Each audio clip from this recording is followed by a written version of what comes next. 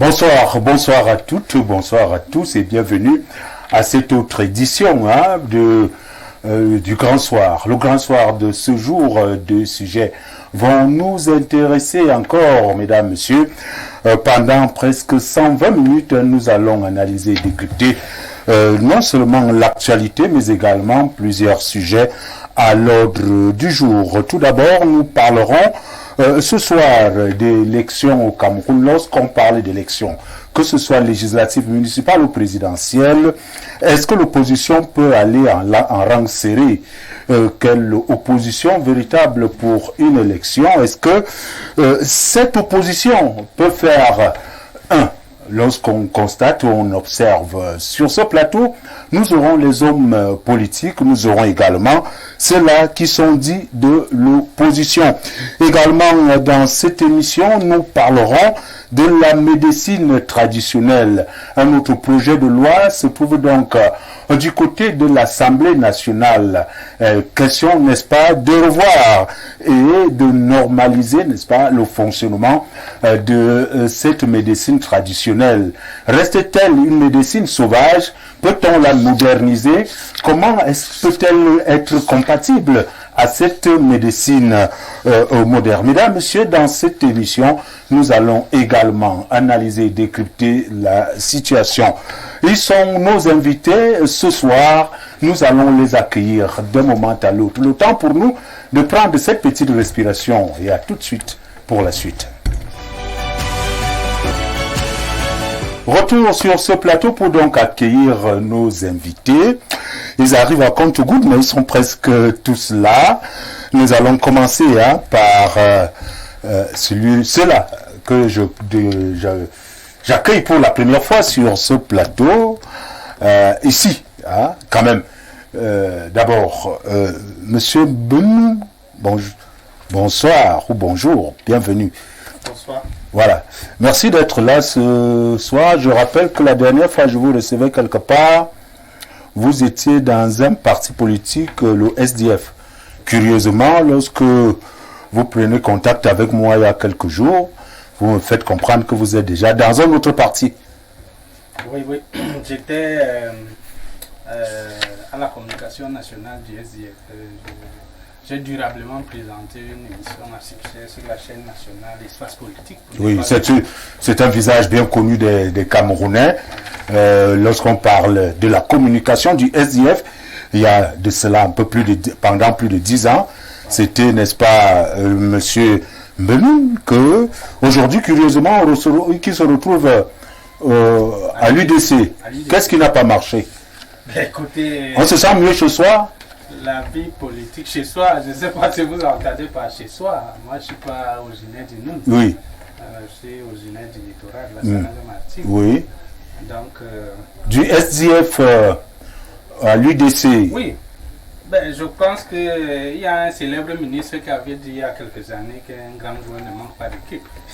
Donc, je suis donc quitté du SDF et je suis allé à l'UDC. Parce que le SDF n'était plus le SDF que nous on a connu au temps de la flamboyance. Vous supportez donc pas la défaite? Non, pas contre. Lorsque ça... Puisque vous allez peut-être, vous étiez là quand il y avait tous les députés, plusieurs mairies, mais quand le SDF a connu quelques problèmes, certainement vous êtes parti. En tout cas, vous êtes à l'UDC. Ce qui est important, c'est que vous êtes dans un parti politique. Vous êtes à l'UDC. Vous allez nous parler tout à l'heure de la vie politique au Cameroun. Secrétaire national à la communication adjoint à l'UDC. Ok, merci d'être là ce soir. Nous allons accueillir quelqu'un d'autre sur ce plateau. Il me fait l'amitié d'être là ce soir. Cela fait belle lurette. Beaucoup d'années, on ne s'est pas vu. Il m'a invité récemment lors, n'est-ce pas, de sa soutenance. J'étais malheureusement occupé. Roméo Tchala, bienvenue. Bonsoir, Monsieur Charles Apollinaire Ongba. Je dis bonsoir également aux millions de téléspectateurs d'Info TV. C'est un plaisir de vous revoir parce que vous êtes un ami de longue date. Ce n'est pas aujourd'hui qu'on se connaît. Depuis la Tom Broadcasting Corporation, nous avons commencé là-bas et partout ailleurs. Je vous remercie pour cette confiance que vous me faites, cet honneur en fait, en m'invitant ici sur ce plateau de télévision pour en débattre des problèmes qui concernent non seulement la vie politique de notre pays, mais également la médecine traditionnelle en fait. Je vais profiter comme ça pour saluer ces personnes qui sont fans de votre émission. Il y a le chauffeur du régional de la région de l'Est, Monsieur Landré Abba, à qui je dis bonsoir, sans oublier le docteur Bernard Mimbouinois. Je salue également l'officier Nkolo, qui est un élément sûr de la police nationale. Ok, merci d'être là. Je vous êtes de l'UNDP, communicant ou simple militant? Très bien. Une très bonne question, Charles Apollinaire Ongba. Je suis membre de la cellule nationale de communication de l'UNDP et je voudrais aussi vous rappeler, vous le savez peut-être très bien, je suis journaliste et en dehors de ça, je suis cadre d'assurance et je vais aussi parler, peut-être je suis chercheur en anthropologie à l'Institut d'anthropologie et gnostique de Montréal. Voilà, donc je suis un anthropologue également, chercheur. Okay. Donc je suis une personne polyvalente qui a plusieurs casquettes. Je vais m'arrêter là. Ok. Tout juste en face de vous, nous avons docteur Temfak Vopé Ronil. J'espère que j'ai bien appelé le nom. C'est exact, c'est bien cela. Moi, c'est docteur Temfak Vopé Ronil. Salut, bienvenue. Merci beaucoup. Une grande première avec vous, quand même. Ah, bien sûr. Oui. Merci encore de m'avoir invité sur le plateau de Info TV. Je rappelle que vous êtes secrétaire technicien national du technique. Secrétaire technique national. Secrétaire technique national du reposant à l'Assemblée nationale. Reposant, c'est quoi? C'est le réseau des parlementaires pour la promotion de la santé et de la valorisation de la médecine traditionnelle au Cameroun. Vous êtes donc secrétaire de ce côté-là. Je crois qu'avec vous, le sujet de ce jour, vous allez peut-être décortiquer, analyser pour que les téléspectateurs essaient de... Comment voyez-vous la médecine traditionnelle au Cameroun en ce moment? C'est en 10 secondes. Oui, je peux dire qu'elle bouge vraiment, parce que justement, depuis 2020, il y a eu, avec les différentes découvertes des chercheurs sur la Covid, je pense que le gouvernement, le président de la République, s'est mobilisé dans ce sens-là pour engager des démarches fortes. On verra bien. Voilà. On verra bien tout à l'heure de quoi il est question. Je vais accueillir quelqu'un d'autre sur ce plateau. Il est militant d'un parti politique, il est du Rassemblement démocratique du peuple camerounais, Arcel Fokou. Bienvenue. Merci, monsieur Apollinaire Ongba. Bonsoir à vos invités. Bonsoir aux millions de téléspectateurs et téléspectatrices qui nous suivent. Et merci de convier à cette table d'échange le Rassemblement démocratique pour le peuple camerounais. C'est un honneur et ensuite beaucoup d'humilité de représenter le parti sur votre plateau. Merci d'être là. Ce soir, en route, le représentant du MRC qui sera des nôtres. Mais en attendant, mesdames, messieurs, nous allons enchaîner avec quand même petits sujets, quelques petits sujets qui vont nous intéresser. Tout d'abord, très rapidement, je commence par vous, Arcel Fokou, le sous-préfet récemment captivé, M. Ouané, Roland. Si je vous posais les dernières nouvelles, est-ce que vous les avez? Kidnappé, mais annoncé comme exécuté. Si je vous pose la question, peut-être ne prenez pas ça comme une colle. Bon, je saurais prendre ça comme une colle, mais ce qu'il faut quand même dire, c'est que en ce qui me concerne, une communiqué et faisant état de sa libération ou donnant toute autre information précise n'a pas encore été faite par les autorités compétentes en la matière. Donc, déjà demandé qu'on se prononce là-dessus, je ne sais pas, ça serait dit peut-être dans une boule de cristal. Vous comprenez donc pourquoi je vous ai posé la question. Les dernières nouvelles, c'est pas une colle, tout simplement parce que moi-même je n'ai pas les dernières nouvelles. Non, présentement. Et c'est le mutisme que l'on constate autour de cette affaire. C'est ça qui nous inquiète. Je crois qu'à Nous, chaque fois, Camerounais, M. Apollinaire Romba, à chaque fois... chaque fois, mais là, nous sommes dans une situation. Qu'est-ce qui a été fait? Je ne veux pas revenir pour dire que la dame, elle s'est plainte pendant plusieurs semaines. Elle a approché certaines autorités de la République.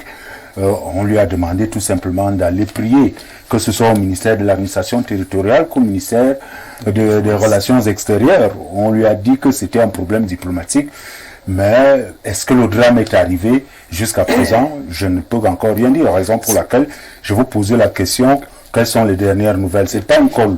Vous êtes mon ami, je ne peux pas vous le faire. Non, moi je vous ai compris, M. Apollinaire Romba. Ce qui peut-être pourrait transparaître dans votre esprit serait que l'OADPC aurait peut-être une information particulière en la matière. Mais je ne pense pas qu'il y ait à ce jour une note précise qui nous laisse dire Vous l'avez dit. de manière claire, comme vous voulez. Vous l'avez dit, nous l'avons compris. Alors donc aujourd'hui, il faudrait laisser l'administration faire son travail le Merci. temps que l'information nous parvienne. Nous attendons bien cela. Monsieur Mbenou, décidément, une crise, elle peut commencer, mais difficile de savoir quand est-ce qu'elle va finir. Là, c'est quoi? Ce sont toujours les séparatistes ou alors ce sont des délinquants qui se sont installés dans le nord-ouest et le sud-ouest pour s'aimer ces désordres? Écoutez, nous avons pu entendre à travers les réseaux sociaux, même de certains officiels, qu'il s'agit des pirates venus du Nigeria. C'est pour ça que le gouverneur du sud-ouest a fait une sortie que nous autres on a trouvé maladroite, de faire des ultimatums aux commerçants et dire si c'est le sous-préfet ne sort pas, il n'y a pas de commerce. Je crois que ça a été une communication pitoyable et on voit les effets qui s'en suivent.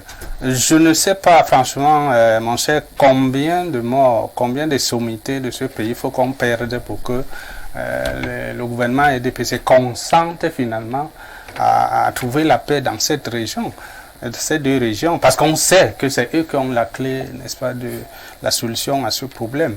Toutes les grandes crises ont toujours fini à travers des pourparlers. Et il y a des gens qui peuvent parler pour que cette crise finisse. Malheureusement, apparemment, il y a certains qui trouvent intérêt à ce que cette crise persiste. J'ai cru entendre qu'il y a des gens qui profitent derrière cette crise. Parce qu'on ne peut pas comprendre comment deux régions sont sinistrées depuis des années. Parce qu'au début, on avait dit, bon, on va les écraser, et puis ce sera fini. Nous sommes déjà à 8 ans. 8 ans de crise. Et des régions, des entreprises comme la CDC sont complètement laminées à cause de cette crise parce que des employés sont tués. Les enseignants, les écoles, on parlait des milliers d'écoles qui sont fermées. Donc c'est une situation que pour un gouvernement responsable, il devait quand même trouver des solutions. Chaque fois qu'on a dit tel médiateur, le Canada, la Suisse a entamé, le gouverneur est sorti de ce gong pour dire non, il n'y a pas eu. Pensez pas quand même qu'un pays aussi sérieux que le Canada peut dire une chose qui soit fausse. Donc, je dis, cette crise, maintenant, pendant un sous-préfet, donc vous avez dit la femme a essayé de faire la démarche auprès des autorités. Ni le Premier ministre, ni l'autre ministre n'a daigné vraiment la recevoir, le ministre de l'administration territoriale. On lui demande de prier, non pas que la prière, moi je suis un ancien d'église, la prière est une bonne chose. Mais il y a des choses qu'on peut faire, même si on peut ajouter la prière. Okay. Là, demain étant un autre jour, vous êtes capitaine chrétien, je pouvais vous inviter à cette autre émission. Nous parlerons religion et politique. Est-ce compatible? Religion et politique, est-ce compatible? Les téléspectateurs peuvent déjà commencer à voir de quoi il est question. Mais nous allons quitter cela. Mais puisque nous parlons du sous-préfet, tout à l'heure nous allons parler d'un préfet. Après la sortie du maire de Ngoumou, c'est le préfet de la circonscription qui a fait une sortie, lui intimant, n'est-ce pas, de revoir un peu ses propos et que c'était maladroit, n'est-ce pas, cette sortie-là. Je ne sais pas si vous avez eu la correspondance du préfet.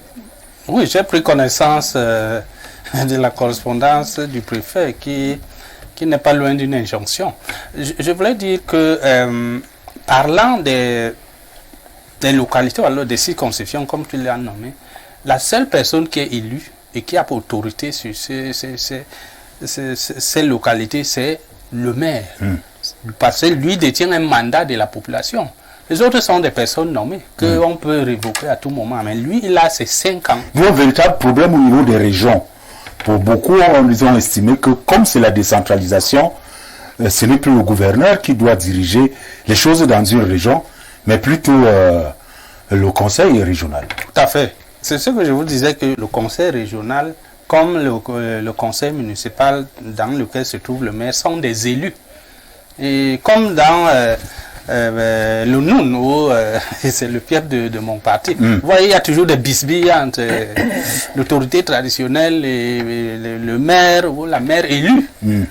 Parce que les gens ne veulent pas évoluer dans leur couloir et reconnaître les prérogatives des autres. Donc, revenant à la sortie du préfet, je trouve ça encore maladroite, parce que le maire, c'est lui qui gère la ville, et selon mes informations, le maire, je l'ai vu dans d'autres chaînes concurrentes, et même un reportage a été fait dans une chaîne de télévision que je vais nommer ici, où vraiment les populations elles-mêmes ne sont pas d'accord avec cette manière de faire.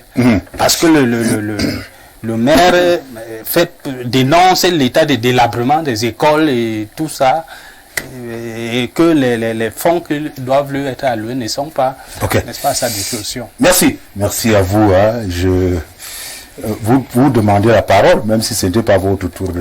Allez-y, monsieur Tchala. Bon, j'ai voulu un peu rebondir, merci Charles Apollinaire Ongba, sur 2 petits points que vous avez lancés tout à l'heure. Premièrement, le cas du sous-préfet dans la péninsule de Bakassi. Je regrette amèrement, c'est vrai que le gouvernement, avec la sortie du gouverneur de la région du Sud-Ouest, a eu à communiquer ce qui est arrivé, tout le monde le sait. Mais je regrette amèrement la manière avec laquelle certains compatriotes prennent ou traitent cette affaire. Il ne s'agit pas d'une histoire du RDPC. Il ne s'agit pas d'une histoire d'un parti politique ou je ne sais pas, ou d'un groupuscule de personnes. Il s'agit d'une histoire d'un compatriote qui est en difficulté.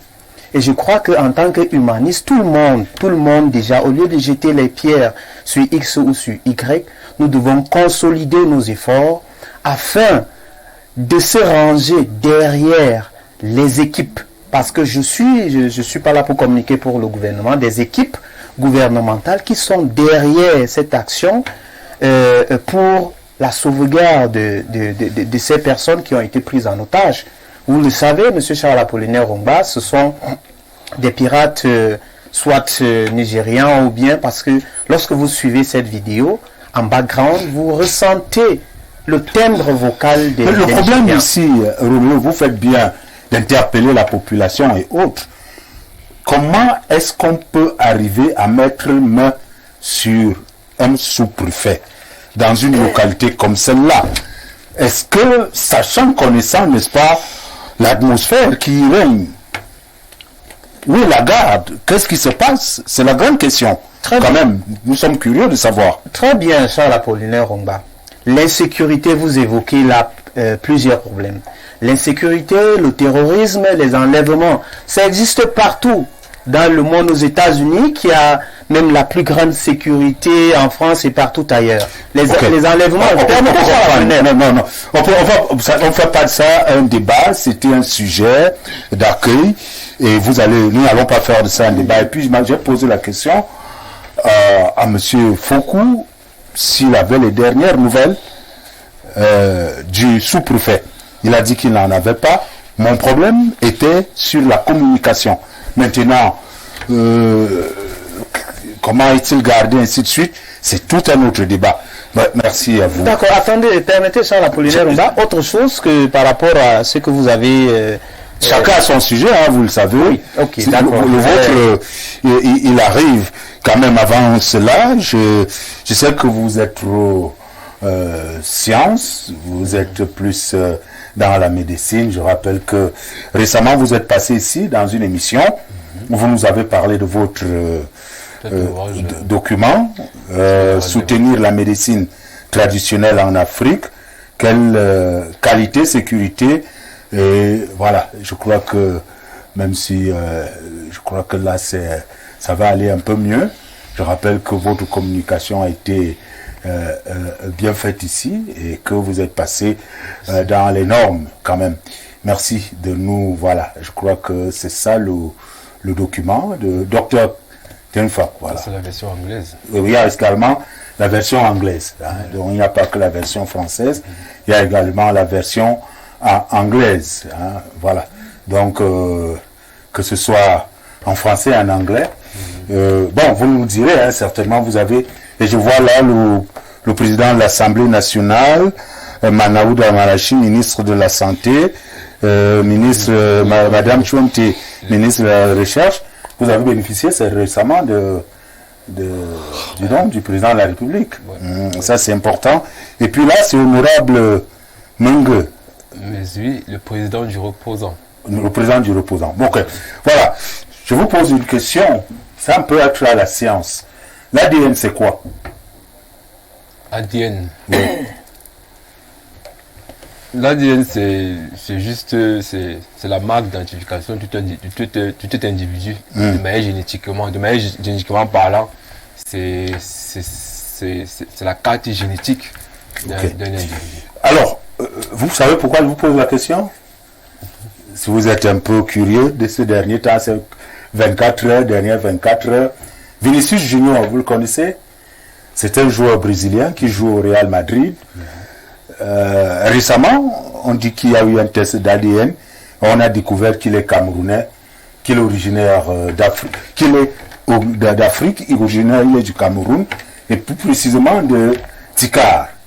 D'où donc la question, est-ce possible? Comment comprendre cela? L'ADN, à un certain âge, on peut retrouver cela? Comment ça s'est passé depuis son enfance? On ne connaissait pas.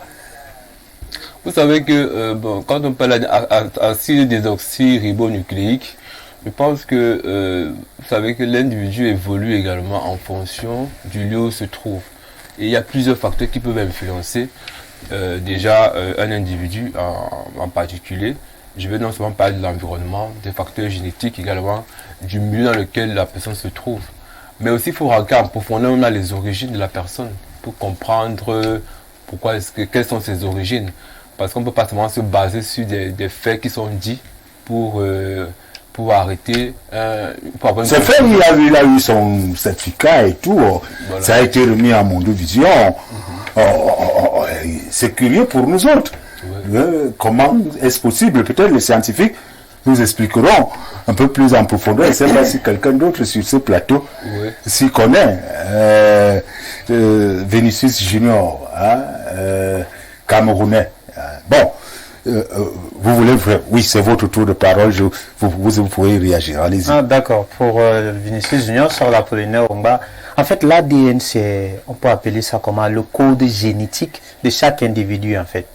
C'est son code qui peut déterminer son arbre généalogique et autres. Alors, lorsque, avec le cas de Vinicius Junior, on a déterminé son ADN, c'était pour retrouver ses origines et ses sources. L'ADN de Vinicius révèle exactement qu'il est d'origine africaine, plus précisément camerounaise et Tikar. Vous savez que nous sommes là peut-être en anthropologie socio-culturelle. Les Tikars, ce sont des peuples qui ont migré. On peut les retrouver dans la région du centre. Et à partir de là, vous pouvez facilement identifier la famille originelle ou bien souche de Vinicius Junior. Je crois que c'est une très bonne chose. C'est ce qui nous permet de nous reconnecter avec nos sources, notre identité sur le plan physique ou sur le plan spirituel en fait. C'est très important. Donc on peut découvrir aujourd'hui que je suis peut-être marocain alors que je crois que je suis camerounais. Non, on ne peut pas parce que vous savez, il y a ce qu'on appelle en science le phénotype. En dehors du génotype, il y a le phénotype. Parce que le caractère apparent ne peut pas... vous êtes loin de ressembler à un Marocain, tout de même. C'est un exemple parmi tant d'autres. Bon, ok. Avec vous, nous allons parler un peu d'autres choses. Vous avez dit que vous êtes non pas fiscaliste. Cadre d'assurance. Cadre d'assurance. Nous allons parler un peu de l'assurance au Cameroun. En vérité, j'ai voulu mettre ce sujet sur le plateau, mais je ne sais pas si tout le monde allait se sentir à l'aise. Parler, n'est-ce pas, de l'assurance.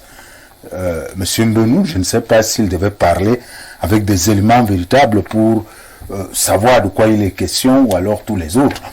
Alors, c'est quoi l'assurance au Cameroun? Est-ce que ça fonctionne véritablement?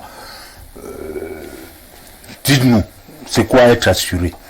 Très bien. Merci Charles Apollinaire Ongba une fois de plus. Vous savez, on a l'accoutumance de dire que l'ignorance est la cause de tous les malheurs.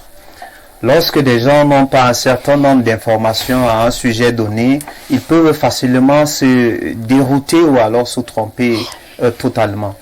L'assurance est une chose qu'on peut considérer comme, je vais dire quoi, la vie éternelle en fait. Avoir une police d'assurance, c'est de prendre une garantie sociale ou vitale. Il faut déjà dire aux gens ici que l'assurance a deux volets. Nous avons l'assurance vie et la non-vie. Beaucoup de personnes au Cameroun se focalisent sur la non-vie. La non-vie, c'est quoi? Par exemple, ça c'est l'assurance dommage. L'assurance du véhicule, l'assurance, par exemple, l'Info TV peut décider de prendre une police d'assurance, ça c'est la non-vie. En cas de dommage, l'assurance va dédommager et venir régler l'ensemble des pertes que, par exemple, Info TV a connues. Mais il y a également la non-vie. La vie et la non-vie. La vie, c'est quoi la vie? Lorsque vous prenez une police d'assurance pour vous, Charles Apollinaire Ongba, pour vos enfants, pour votre épouse, pour votre Pour ma frère, famille. effectivement. Oui. Parce que pour votre famille, il y a deux volets. La famille, c'est la non-vie que je vais Quelle est dire. l'importance de l'assurance? Parce que véritablement, L'importance, c'est- très bien. ça sera très loin, ça Oui. sera très long.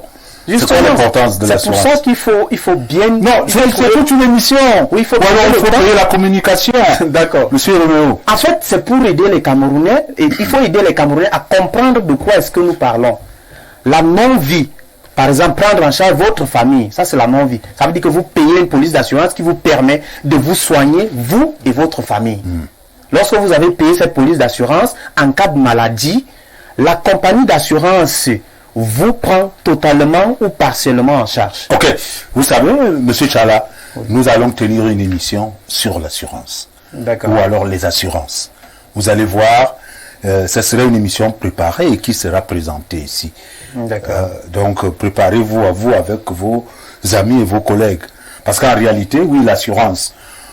Autre chose qui est périphata, c'est que lorsque vous voyez les jeunes dames là qui vous disent je travaille dans un truc d'assurance, elle est là pour quelques mois et puis après elle vous dit ben ça ne marche pas. Elle est au quartier. Et parfois combien est-ce qu'elle gagne?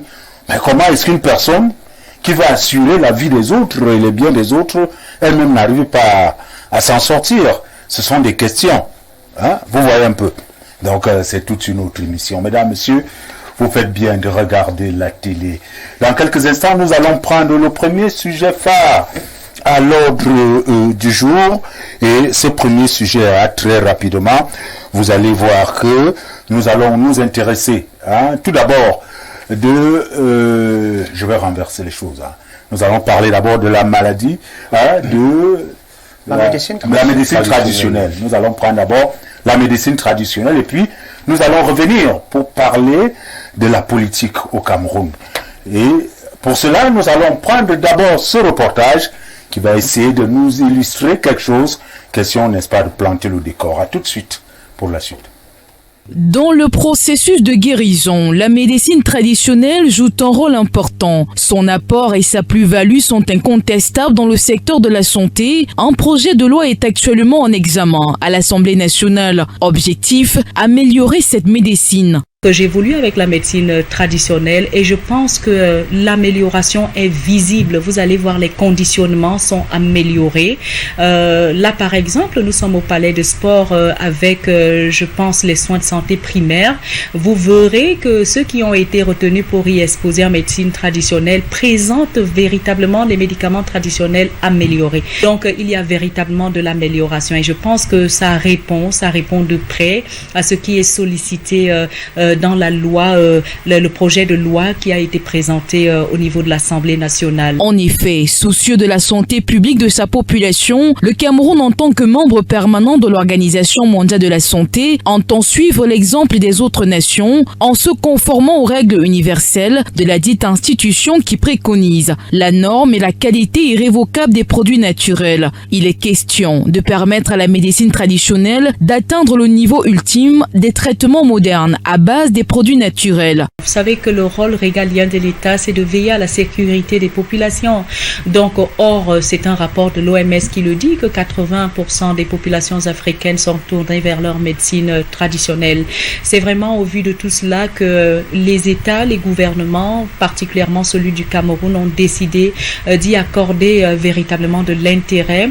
Donc, pour que les contenants, c'est-à-dire là où on les met, là où on les contient, que ce soit des contenants viables, qu'il y ait un minimum d'analyse en termes de toxicité. Des patients saluent l'efficacité de la médecine traditionnelle qui ferait des merveilles. La prostate, je traîne ça depuis 2021. Bon, il m'a dit qu'il connaît un naturopathe qui peut me suivre et puis ça va donner un bon résultat. Je suis déjà au 3e mois, je fais assez bien déjà. Bon, je peux déjà retravailler parce que j'ai eu presque beaucoup de temps sans vraiment faire d'efforts. Cependant, à la question de savoir si son évolution peut faire ombrage à la médecine moderne, les acteurs répondent par la négation. Je pense que ici, nous devons comprendre que là où la médecine moderne s'est arrêtée, c'est pas là que la science s'est arrêtée. La médecine traditionnelle, naturelle, tient peut-être l'autre bout de la vérité. Et aujourd'hui, il est question de complémentarité, de partenariat. On rappelle, la médecine traditionnelle est considérée par ces acteurs comme l'un des plus anciens moyens de traitement contre des pathologies. Elle connaît au fil du temps une amélioration considérable. Voilà, retour sur ce plateau et merci à Claudia, à Ncha qui venait de nous rendre, n'est-ce pas, ce joli reportage. Madame Ncha est donc à la rédaction centrale d'Info TV. Alors, cela est dit et c'est compris. En ce moment, on parle de médecine traditionnelle. Vous êtes le secrétaire dans le réseau, n'est-ce pas, au niveau de l'Assemblée nationale. Une fois de plus, que comprendre de la médecine traditionnelle par rapport à la médecine conventionnelle? Oui, il faudrait dire que déjà, comme l'expert l'a si bien dit, 80% de la population utilise la médecine traditionnelle pour les soins de santé primaire. Donc du coup, la médecine conventionnelle est fille de la médecine traditionnelle. Parce qu'il faudrait dire que même dans les communautés locales, la médecine traditionnelle est utilisée. Aujourd'hui, on s'intéresse à la réglementation. Pourquoi? Parce que il faut d'abord s'assurer également de la sécurité de nos patients. Il faut s'assurer également que le traitant en question n'est pas un charlatan, comme le ministre l'a si bien dit lors de la dernière commission par rapport à ce projet de loi. Et il faudrait vraiment essayer de réévaluer même les différentes pratiques. Mais sinon, à la base, la médecine traditionnelle vraiment est accessible d'abord aux communautés locales, c'est-à-dire que les patients ont y accès à 80% pour leurs soins de santé primaire. Donc, avant de penser à l'hôpital, c'est-à-dire que la population locale a d'abord recours à cette médecine. Et ce n'est pas seulement une question de préférence, c'est aussi une question, ça fait partie des mœurs de nos sociétés. On sait souvent que quand on avait souvent l'enfant qui était malade, grand-mère partait chercher quelques herbes en brousse pour pouvoir venir à l'aide à l'enfant. Mais de nos jours, on va un peu plus loin où ça devient, ça englobe aussi un aspect économique. C'est-à-dire qu'il faut vendre, il faut fabriquer un produit, il faut le vendre. Maintenant, on se pose la question de savoir comment est-ce que ce produit est fabriqué. Dans quelles conditions est-ce que même ce produit est fabriqué. Est-ce que ce produit-là, est-ce que moi, s'il respecte un certain nombre, un certain norme en termes d'hygiène, de préparation. Ouais. Parce qu'il faudrait dire que l'une des problématiques au niveau de la médecine traditionnelle, chez nos différents acteurs, il faut avoir revoir quelle est la préparation, comment est-ce que les préparations sont faites. Maintenant, quel est au niveau du dosage? Est-ce que nous allons parler de la norme. Voilà. Donc, vous voulez, voilà. Là, ce qui se passe là, ce qu'on demande à l'Assemblée nationale, c'est de voir le dosage et autres, que ce soit pas un médicament qui doit être pris à tort et à travers. Voilà. Je reviens vers vous tout à l'heure. Monsieur Benou, vous êtes un ancien, quand même, à un certain niveau. Vous partagez avec les experts. Il est lui presque expert aussi. Il y a également l'autre dans le reportage qui disait 80% de la population camerounaise utilise ou alors se retourne vers la médecine traditionnelle. Écoutez, j'ai quand même le privilège, vous l'avez dit, d'être né dans les années 60. Donc j'ai eu l'occasion de voir beaucoup de choses par rapport à mes contemporains. La médecine, je ne suis pas sûr, du moins je bats en brèche cette idée qui veut que 80% des Camerounais souscrivent à la médecine traditionnelle. Parce que peut-être cela était valable dans les années 60, quand la population n'était pas encore urbanisée. Mais de nos jours, je peux vous assurer qu'il y a certains domaines qui sont peut-être la prédilection des médecins traditionnels, c'est-à-dire les choses irrationnelles, les choses métaphysiques. C'est là où les gens ont beaucoup plus recours à la médecine. Parce qu'il y a un véritable combat là, hein. Il y en a qui se proclament, qui se reconnaissent véritablement médecins ou de la médecine traditionnelle. Il y en a d'autres qu'on appelle là-bas les charlatans. Tout à fait. C'est-à-dire, bon voilà, ils viennent vous dire, voilà, tel veut vous faire du mal, ainsi de suite. Voilà l'herbe qui va lui le faire, que vous devez utiliser. Ça va, c'est à marge, n'est-ce pas, de la médecine traditionnelle. Tout à fait. Et vous dites que beaucoup y vont rencontrer ces charlatans. Oui, je vous ai dit, vous le dites si bien. C'est généralement les gens qui veulent aller savoir comment le futur de leur vie, qu'est-ce qui se passe autour de lui. Peut-être il a une maladie dont il ne comprend pas à l'origine. Mais généralement, les populations aujourd'hui sont beaucoup plus connectées à la médecine moderne. Bon, cela ne veut pas dire que la médecine traditionnelle... moi, je peux vous dire une anecdote. Quand nous, on était des jeunes enfants, quand je faisais la classe de 5e, au milieu des années 70, quand vous avez quelque chose comme... comment on les appelle, les amygdales, quand vous avalez la salive, ça vous fait mal. On prenait le charbon de bois, le charbon qui sort du feu. On mettait dans le verre, on comptait 9 fois 9 charbons. Et dès que vous buvez ça, vraiment la gorge est dégagée. Ça, c'est quelque chose que j'ai expérimenté. Bon, donc on ne peut pas balayer d'un revers de la main et dire que ces choses existent. Parce qu'avant l'avènement de la médecine occidentale, nos parents vivaient. Mais ils vivaient des écorces et toutes les décoctions qu'ils pouvaient composer. Sauf qu'aujourd'hui, il y a une armée de charlatans qui s'est engouffrée là-dedans, voyant que les gens s'y intéressent. Et ils ont décrédibilisé cette médecine-là. Dois-je vous rappeler que notre célèbre Jean-Michel est mort chez un charlatan. Donc, vous voyez que c'est les gens qui vous proposent que je veux faire, donner l'argent. Et moi, l'État voudrait donc que l'on comprenne qu'il y a des charlatans et il y a la médecine traditionnelle, la véritable. Oui. Et je peux vous dire qu'à l'époque où je vous disais, moi je connais quelqu'un dans mon village, quand vous venez, vous ne lui demandez rien. C'est lui qui vous disait ce qui vous dérange. Il vous dit, et c'est vrai. Et s'il peut traiter... Est-ce qu'il est médecin traditionnel là? Oui, s'il peut traiter, il vous dit. S'il ne peut pas, il vous dit aussi. Ça, peut-être les gens... Est-ce qu'on peut être... Est-ce qu'un médecin traditionnel également en voyant? Oui, il faut quand même dire que dans la médecine traditionnelle, l'aspect spirituel est pris en compte. Ça, c'est connu. Et déjà, pour revenir à ce que le papa a dit, on voit d'abord, quand on parle de médecine traditionnelle, on s'intéresse d'abord aux communautés locales. Parce que justement, quand on parle, on a dit qu'on se rapproche, même quand on veut définir qui est tradipraticien, on se rapproche parfois du chef de la localité et savoir même déjà depuis combien de temps il exerce la médecine traditionnelle, quelle est son expérience et quels sont même les témoignages de la communauté autour de lui.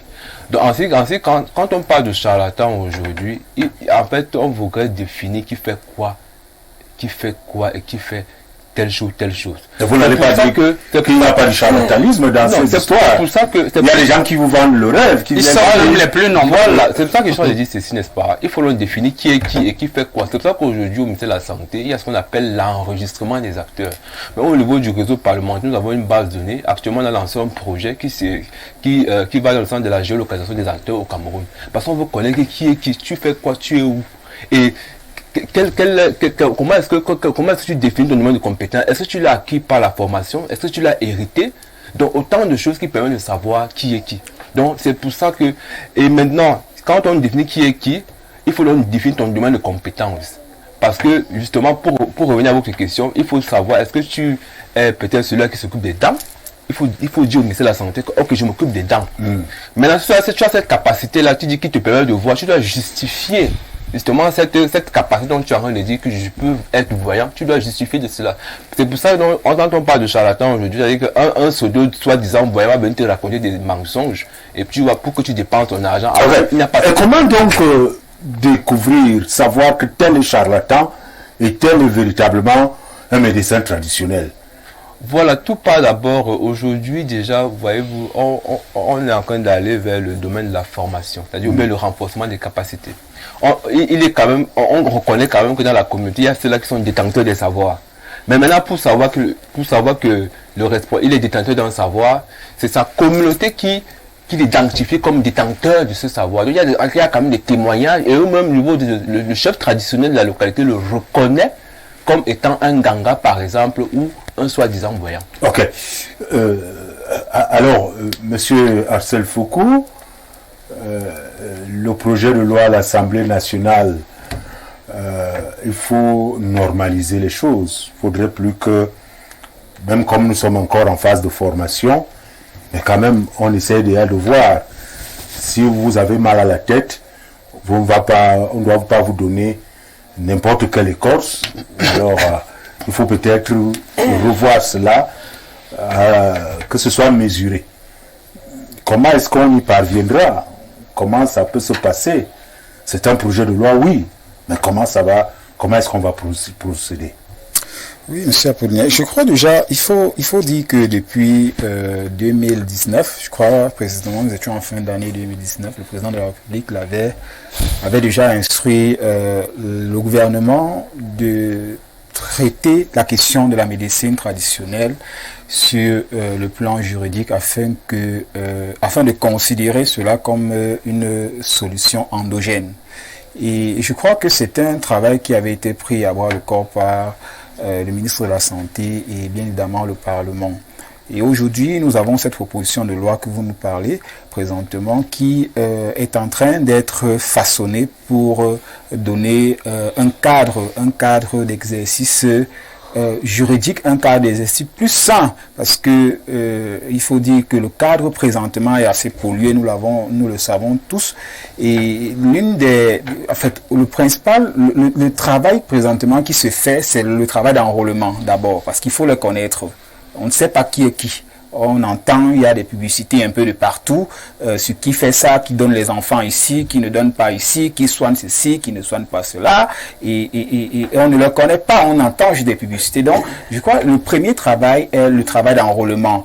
Et je crois que c'est après cette phase-là que on va entrer dans certainement les vérifications des compétences de ces personnes-là, parce que après les avoir enrôlés, identifiés où est-ce qu'ils sont, où ils exercent, et les classer, identifier que celui-ci qui dit qu'il donne les enfants avec tel produit, comment est-ce qu'il procède. Donc, c'est ce travail, c'est un travail qui va se faire, je vais dire, la loi va juste venir donner le cadre pour que les techniciens ou alors les experts du domaine puissent travailler à bras ouverts. Parce que si les techniciens aujourd'hui ont, avec toute la bonne volonté, décident de se lancer sur le terrain et commencent à travailler, sans une loi qui les protège, qui les encadre, ils seront en porte-à-faux avec un certain nombre de règles de la République. Ils pourront se heurter à un très grand nombre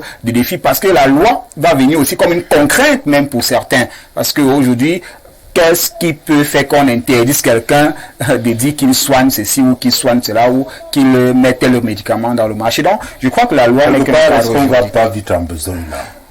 Je ne pense pas que... Parce que vous dites, là encore, c'est encore de l'enrôlement. On essaie de voir qui est qui. Je dis bien que la loi... Même parmi ceux-là, c'est le voici le secrétaire au niveau de l'Assemblée nationale, un groupe des médecins traditionnels. Et lui-même, il est conscient, je vais lui repasser la parole, qu'ils ne se connaissent pas encore véritablement. Il y a quelques-uns qui se sont déclarés, mais partout au quartier, dans les villages, nous avons des gens qui se proclament médecins ou chefs, je ne sais pas comment est-ce qu'on les appelle. Je pense, je parle sous votre regard, et puis peut-être votre contrôle, vous pouvez peut-être le dire aux téléspectateurs. Oui, comme vous l'avez si bien dit, on a parlé de l'aspect de l'enregistrement, qui est une phase très très déterminante. Parce que il y a non seulement cet enregistrement est une phase capitale pour définir qui est qui fait quoi, comme on l'a si bien dit. Mais quand on parle de loi aujourd'hui, c'est pour moi, ce n'est pas tout pour me le contraindre. C'est-à-dire que la loi aujourd'hui, on ne doit pas voir ça comme une contrainte, mais plutôt comme une sécurité d'abord, pour une façon de sécuriser le patient qu'on soigne, et aussi une façon de se mettre en sécurité. C'est-à-dire que tu dois connaître tes droits, ton patient doit connaître ses droits. Et aussi maintenant, quand on parle aujourd'hui de la collaboration, c'est pour ça que vous voyez, si je prends le papa, peut-être qu'il prend peut-être les feuilles de papayer pour le paludisme, il a sa façon à lui de préparer. Peut-être vous, monsieur Apollinaire, vous avez une façon aussi à vous de préparer les feuilles de papayer pour le paludisme. Mais qui sont le paludisme? Donc il se pose également un problème de standardisation des méthodes de traitement.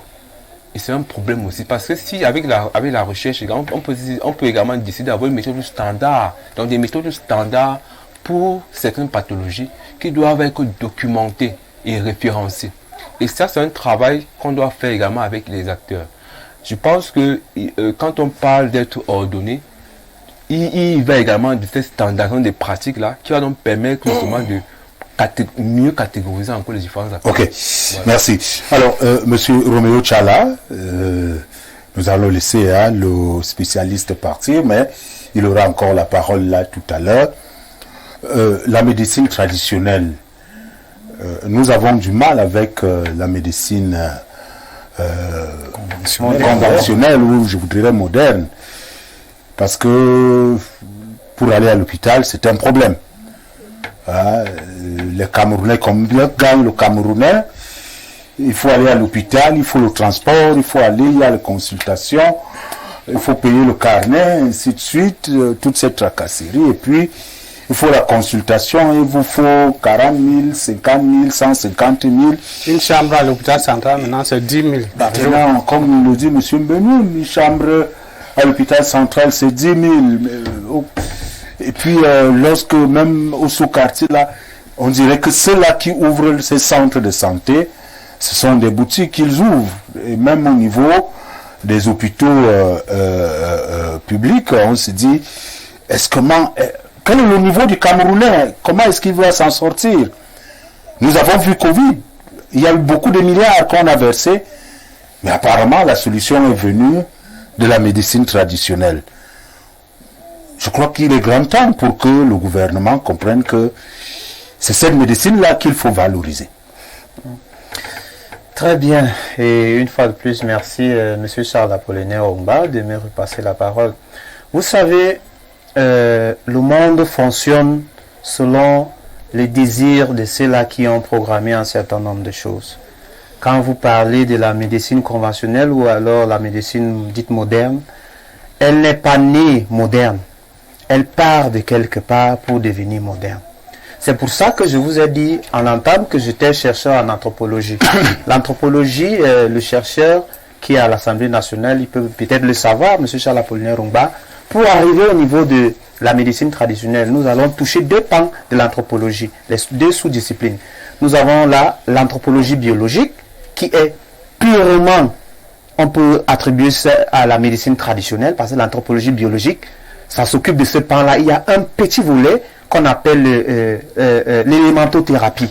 Parce que c'est l'élémentothérapie, si on voulait faire le motamotage ou la traduction d'un certain nombre de choses, l'élémentothérapie cadre exactement avec ce que nous appelons ici au Cameroun la médecine traditionnelle. Parce que c'est une manière de traiter un certain nombre de maladies avec les élémentaux ou les éléments. Ces éléments-là sont issus des plantes, des pierres, de tout ce que vous pouvez citer. Ils ont parlé du côté spirituel ici. Donc, ça renforme tous ces quatre éléments. Parce que quand le compagnoniste a parlé ici des voyants et tout ça, on peut toucher un peu l'élément air. Parce que là, on va toucher les voyants, les praticiens et tout le monde. On va toucher peut-être l'élément terre et eau et feu, tout ça. Ce sont des éléments que les praticiens aujourd'hui, si vous arrivez chez un praticien qui va vous soigner de manière traditionnelle, il ne va pas utiliser la magie. Il va utiliser les plantes qui font partie de l'élément terre. En élémentothérapie, il va utiliser les plantes. Beaucoup d'entre eux utilisent les plantes. Mais il y a un problème, Charles Apollinaire Ongba. C'est pour ça que nous ne pouvons pas aujourd'hui seulement se focaliser sur le fait que la médecine moderne, elle est chère et tout, on paye le lit et tout ça. Il faut faire très attention. Là, je crois que c'est une bonne chose pour notre Assemblée nationale de prendre le taureau par les cornes afin de normaliser ce secteur. Parce que sinon, nous aurons des cas que nous ne pourrons pas contrôler demain après-demain. Parce que vous avez des maladies aujourd'hui, vous ne connaissez pas la provenance. On va seulement vous dire que c'est la sorcellerie. Or, si on lance un regard rétrospectif, on va se rendre compte que c'est l'ensemble des erreurs qu'on a commises en pratiquant la médecine dite traditionnelle, non contrôlée. Pourquoi? Permettez, Charles Apollinaire Ongba. Lorsque vous prenez par exemple une décoction que vous donnez, vous administrez peut-être à une femme enceinte, vous ne connaissez pas l'identité génétique de cette femme. Vous ne connaissez pas la quantité ou la dose normale ou minimale que cette femme doit prendre. Vous ne connaissez pas si cela peut transpercer le placenta pour affecter l'enfant. Le praticien ne connaît absolument rien de tout ça. C'est pour ça que nous, par exemple, je dis qu'en anthropologie biologique, on fait des études. Vous partez de l'élémentothérapie 1, l'élémentothérapie 2, l'élémentothérapie 3 et 4. Vous étudiez toutes ces choses-là. Je crois que l'Assemblée nationale aujourd'hui doit prendre des mesures. En fait, cette proposition de loi qui est actuellement à l'Assemblée nationale doit être adoptée impérativement pour sécuriser la vie des Camerounais et des Africains. Merci. Alors, ce projet de loi sécurisé, il parle de pouvoir sécuriser la vie des Africains et des Camerounais. Qu'est-ce que l'on vise véritablement pour ce projet de loi? Moi, j'ai dit, bientôt la norme. Peut-être pour que on essaie d'arranger un certain nombre de choses. Mais comment les praticiens vont nous, ou alors les médecins traditionnels, permettez-moi, qui sont aussi peut-être les praticiens, n'est-ce pas? De santé, oui. Oui, ils peuvent venir. Comment est-ce qu'ils vont nous expliquer? Est-ce qu'on viendra prendre ma tranche ici pour expliquer aux Camerounais que bon voilà, l'arbre que vous avez derrière votre maison, voilà comment vous devez l'utiliser, ainsi de suite. Puisqu'il faudrait que les choses fonctionnent d'une manière normale. Oui, vous savez que il y a une chose qui est très importante, c'est l'information. Il faut sensibiliser la population, il faut sensibiliser le tradithérapeute, il faut sensibiliser la population sur ces plantes médicinales-là qui sont justement utilisées par la population. Il faudrait que la recherche également s'intéresse davantage aussi à l'étude de ces plantes-là, à la documentation, et qui doit aussi justement être mis à la disposition du public. Le confrère a parlé quelque chose tout à l'heure qui était très intéressant en ce qui concerne quand on parle d'une décoction qui remet à une femme enceinte, il s'oppose pour moi aujourd'hui. C'est pour ça, je salue ce projet de loi dans le sens de la collaboration, parce qu'il inclut justement la pratique de la médecine dans les hôpitaux. Vous savez, je vois, il y a un article là qui le prévoit, et pour moi c'est à saluer parce que là ça intègre ce qu'on appelle la collaboration. Il faut cette collaboration entre les deux médecines. Parce que si tu es tradithérapeute aujourd'hui, tu as prescrit un produit, il faut justement qu'il y ait ce dialogue-là, c'est-à-dire qu'un dialogue ouvert entre le patient et son traitant. Et déjà maintenant, s'il y a donc justement une meilleure collaboration avec la médecine moderne, la médecine traditionnelle, le patient peut communiquer son traitant en disant que je suis plutôt en train de prendre le paracétamol. Donc du coup, les acteurs doivent également être formés sur les interactions médicamenteuses qu'il peut avoir entre un traitement conventionnel et un traitement palliatif qui est traditionnel, bien sûr. Parce que si parfois il n'y a pas cette communication franche entre les deux acteurs, c'est le patient qui est en danger. Donc je salue vraiment cette initiative-là. Et pour revenir encore à la base, là, parler des élémentaux, il faudrait quand même dire que l'un plus quand même qu'il faut quand même reconnaître que la médecine traditionnelle a cet aspect holistique. Quand je parle de l'aspect holistique, on sait quand même qu'en Afrique, parfois vous avez un mal de tête. Ce n'est pas forcément toujours un microbe. Peut-être parfois vous n'êtes pas en harmonie avec madame à la maison. C'est peut-être que vous avez des nerfs qui sont en train de tirer là. Donc du coup, il faut seulement ramener l'équilibre. C'est-à-dire que c'est un problème émotionnel. Quand l'équilibre est revenu, vous revenez en santé. Et parfois l'acteur joue un rôle important dans ce sens-là, où il va parfois te dire qu'effectivement ton mal est dû au fait que j'ai peut-être insulté un ancêtre. Justement, on connaît ça en tradition, que justement, pour donc ramener l'équilibre, on va te dire, il faudrait que tu parles peut-être te demander pardon à papa, si tu as rompu peut-être l'équilibre avec papa et maman. Donc ça, c'est bien connu. Ça devient compliqué là. Non, en fait. Pour être soigné. Non, il faut respecter la tradition, il faut... Non, c'est pour dire que quoi, l'acteur a cette vision holistique. C'est-à-dire que le traitement qui va être mis, il est capable de t'amener peut-être à avoir une bonne alimentation, par exemple, peut-être à mieux gérer ton stress, peut-être à mieux également gérer ton environnement. Donc, et c'est pour ça que justement, quand la médecine traditionnelle aujourd'hui a un aspect préventif qui est non négligeable. Donc la prévention est également un côté qui a salué dans la médecine traditionnelle, mais qui pour ma part doit toujours être encadré. Parce que si ce n'est pas bien encadré, justement, on n'aura pas justement un meilleur suivi de nos patients. Quand on parle d'encadrement aujourd'hui, je parle seulement de ces plans-là qui sont utilisés. Il faudrait que les acteurs puissent se former de manière continue pour savoir que, bon, effectivement, tel plan...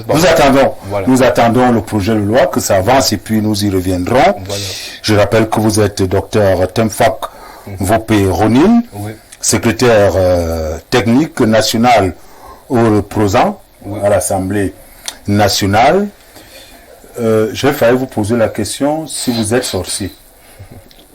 Je ne le suis pas. Vous n'êtes pas sorcier. Les tradis praticiens sont des sorciers. Vous savez, quand on parle de sorcellerie aujourd'hui, c'est un aspect quand même péjoratif.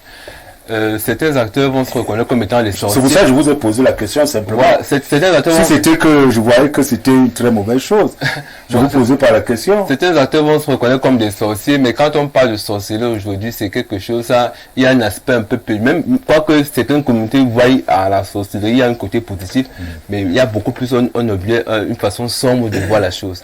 Mais en réalité, quand on parle de sorcellerie, en Afrique, il faut quand même se mettre à l'évidence que ce sont des réalités qui existent. Voilà. Ok. Oui, monsieur Velou, puisque nous sommes en train de libérer le spécialiste, allez-y. Oui, en une minute, je voulais dire qu'il y a un célèbre journaliste et anthropologue, Binkono, qui n'hésite pas à dire que lui, il est sorcier. Bon, ça n'a pas toujours une connotation péjorative. C'est vrai que nous, quand on dit sorcier, on se frémit d'abord. On se dit, c'est quelqu'un de peu recommandable. Ouais. Mais ce que moi, je voulais dire, c'est par rapport à cette médecine traditionnelle, j'ai peur que ça ne soit un coup d'épée dans l'eau. Parce qu'on a vu d'autres choses. Vous voyez, même au niveau de la médecine classique ou moderne ou conventionnelle, les centres de santé qui fleurissent dans nos quartiers comme des champignons, mais est-ce qu'ils sont contrôlés? Vous pensez que c'est en sortant la loi que les charlatans là vont cesser d'ouvrir des officines pour accueillir les gens?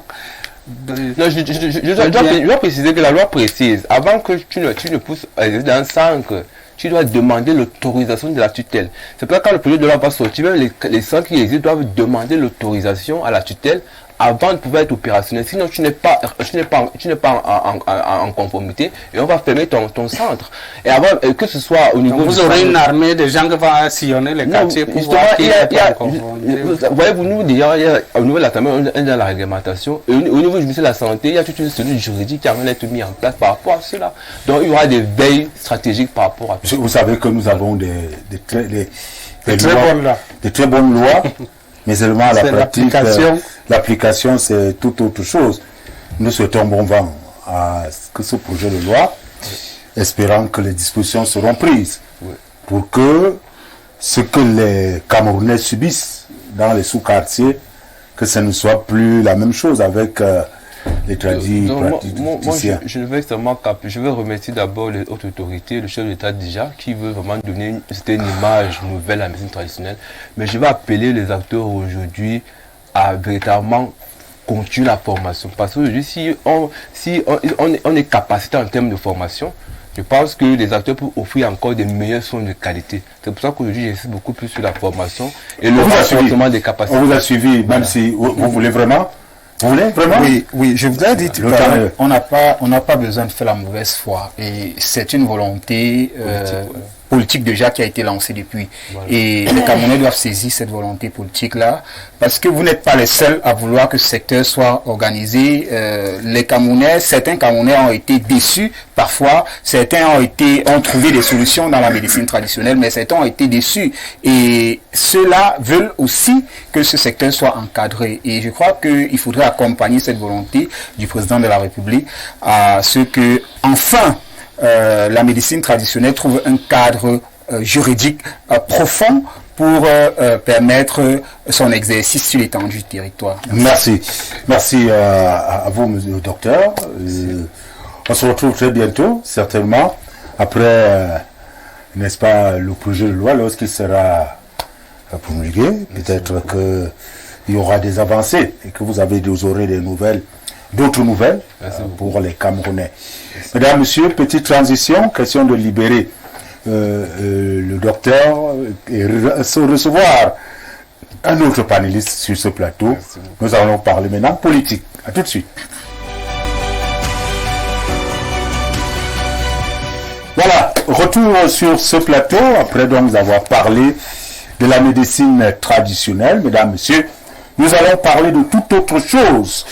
Et les acteurs politiques sont déjà bien installés pour parler politique. Alors, élection au Cameroun, est-ce que l'opposition peut aller unie? L'opposition peut-elle aller en rang serré? C'est la grande question. La grande question ce soir, nous allons accueillir M. Benou. Kemoun. Ouais, j'ai dit un Benou sur le plateau. Kemoun, bienvenue. Merci, M. Omba. Réveillez-vous. Je m'excuse déjà, n'est-ce pas, pour le retard accusé, mais je suis déjà là et merci. Ok. Alors, comme vous êtes là, le temps pour vous de reprendre, de vous échauffer. Alors, nous avons d'abord M. Benou, oui, parce que c'est l'ancien, oui. Vous avez vécu beaucoup d'élections au Cameroun. Et à chaque fois, on a demandé, on a espéré voir l'opposition aller en rang serré. Cela n'a jamais été possible. Je pose la question aujourd'hui, si on peut avoir une opposition, aller à une élection au Cameroun en rang serré. Écoutez, c'est un discours qui est récurrent quand on parle des élections au Cameroun. Il faut le candidat unique de l'opposition, il faut que l'opposition fasse chorus pour aller aux élections. Je peux vous dire que la situation est ainsi parce que le contexte électoral camerounais est particulier. C'est qu'il n'y a pas une organisation sérieuse et juste des élections. C'est pour ça que ce discours prospère. La faute à qui? Mais la faute aux organisateurs. C'est quoi? C'est les CAM qui fauchent le... La faute au RDPC, à l'État camerounais, c'est sympa. Vous avez parti Le RDPC, est-ce que le RDPC est dans les organes, dans l'organisation? Le RDPC, c'est un parti État. N'oubliez pas que le chef du RDPC est en même temps président de la République.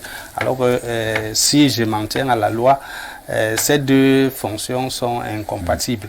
Bon, je crois qu'il y a quand même les gens qui ont fait des démarches au niveau du tribunal pour cela. Donc, vous avez vu au Sénégal, par exemple, il y a eu plusieurs candidats, mais Diomaye Faye a gagné. Ça veut dire que ce n'est pas une panacée de dire que s'il n'y a pas de candidat unique, on ne peut pas gagner. En 92, Frondi était en tête, mais il n'était pas seul. Il y a plusieurs grosses légumes de la politique, des partis politiques qui étaient aussi en course. Donc, moi je pense que c'est parce que les élections ne sont pas bien organisées au Cameroun. C'est pour ça que mon parti, l'UDC, est à l'avant-garde pour la plateforme, n'est-ce pas, des partis politiques pour l'amélioration du système électoral. Il ne vous a pas échappé qu'en 2012, le code actuel a été voté par le RDPC, les députés du RDPC. Nous, à l'époque, j'étais dans le parti, donc vous avez signalé aussi au début. Et si vous vous souvenez, c'est à l'époque là que Mme Damdieu avait jeté la paperasse au milieu de l'Assemblée pour marquer son désaccord avec, n'est-ce pas, ce qui s'est passé. Et depuis, nous demandons à corps et à cri que nous tous, les partenaires politiques, nous puissions nous asseoir et sortir un code électoral consensuel. Ça n'a l'avantage de personne. Et je ne sais pas pourquoi le parti RDPC s'arc-boute à refuser toujours tout ce qui touche à la transparence électorale. Peut-être parce que c'est leur bouée de sauvetage, c'est par là qu'ils gagnent, c'est pour cela, parce qu'il n'y a aucune autre raison. J'entends souvent leur hiérarque dire claironner sur les médias qu'ils ont des comités de base dans tous les villages, soit. Mais si vous êtes si fort, pourquoi vous avez peur à ce que les règles du jeu soient transparentes? Donc il y a anguille sous roche.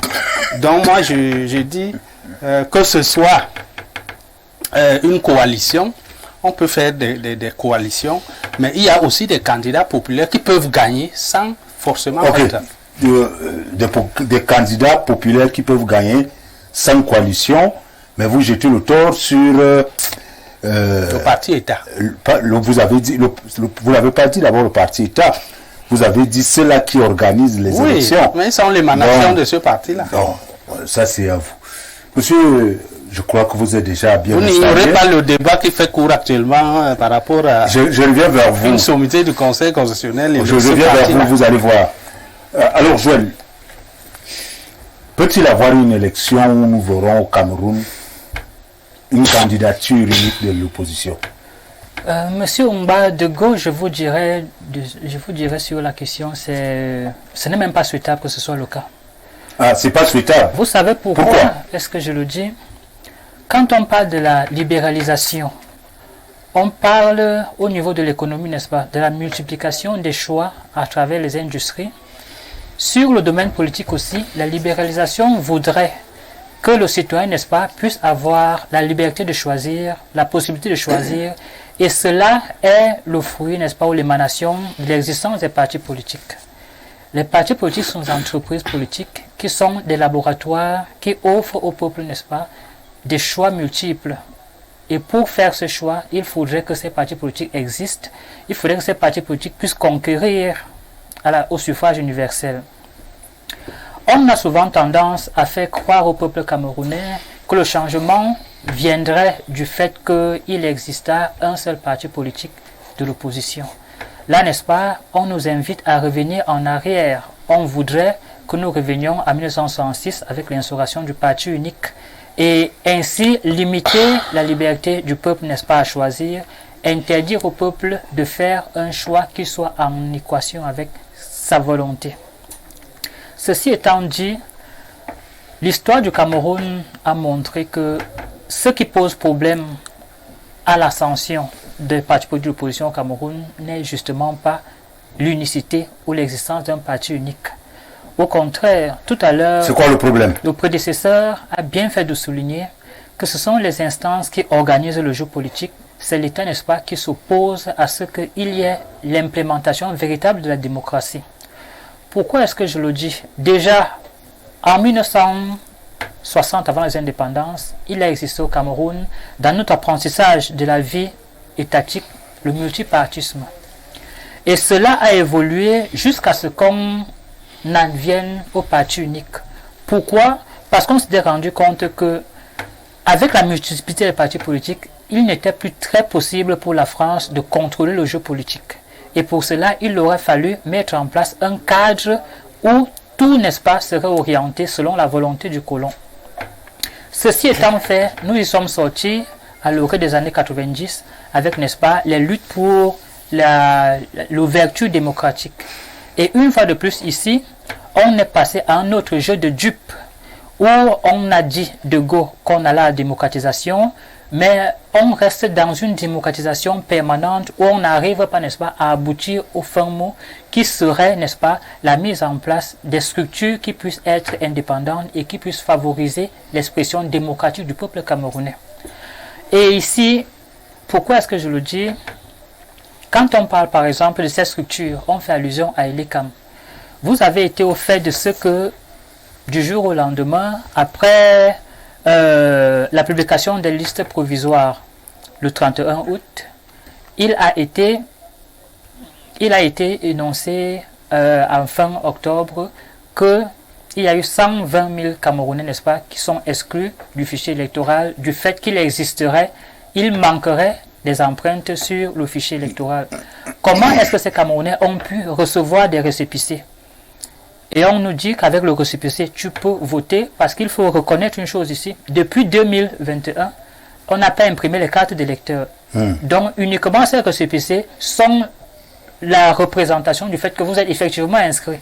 Mais aujourd'hui, même cela est discrédité, donc on ne sait plus exactement sur quelle base est-ce qu'on peut dire que tel est inscrit, tel ne l'est pas, puisque le récépissé qui a été tiré par les machines Elecam n'est plus valable, parce que, dit-on, il y a eu, n'est-ce pas, des empreintes qui ne seraient pas existantes. Comment donc une structure qui se veut, n'est-ce pas, juste, qui se veut quelque chose sur lequel on pourrait accorder notre confiance, puisse arriver à ce fait-là, et on nous parle aujourd'hui de démocratisation.